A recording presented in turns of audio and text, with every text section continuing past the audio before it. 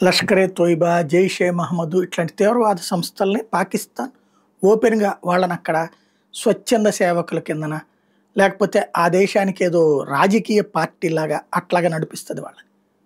పబ్లిక్‌గా తిరుగుతుంటారు. పబ్లిక్‌గా వ్యవహారాలు నడుపుతుంటారు. నిన్న ఇజ్రాయెల్ ప్రధానమంత్రి వార్నింగ్ ఇచ్చింది అదే. మీ దేశంలో ఉన్న తీవ్రవాదులు మేము వదిలిపెట్టాం. ప్రపంచంలో ఎక్కడ తీవ్రవాదులను వదిలిపెట్టాం అని హెచ్చరిక జారీ చేశారు. ఇప్పుడు ఖతార్‌తో పాటుగా ఇక్కడ కూడా ఉన్నారు. అలాగే టర్కీలో కూడా ఉన్నారు. అంటే భారతదేశానికి సమస్య పాకిస్తాన్‌తో. ఇజ్రాయెల్‌కి సమస్య ఏంటంటే వాళ్ళు పాలస్తీనా మీద దాడి చేస్తున్నా, యెమెన్ మీద దాడి చేస్తున్నా, లెబనాన్ మీద దాడి చేస్తున్నా, డబ్బులకి తీవ్రవాదంలోకి మారినటువంటి వాళ్ళు వీళ్ళకి ఎదురొస్తున్నారు. వాళ్ళని వీళ్ళు చంపేస్తున్నారు.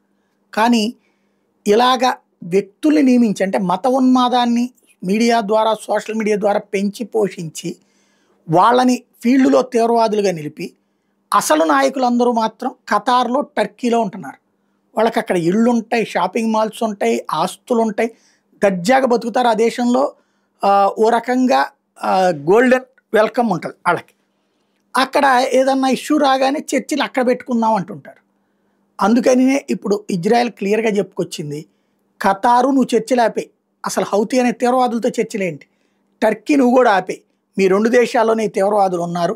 వాళ్ళనేదో సమరయోధుల కింద మీరు చూపించే ప్రయత్నం చేస్తున్నారు. మేము అంగీకరించాం. ప్రపంచంలో ఎక్కడున్న తీవ్రవాదిని ఏరిపడేస్తామని చెప్పింది.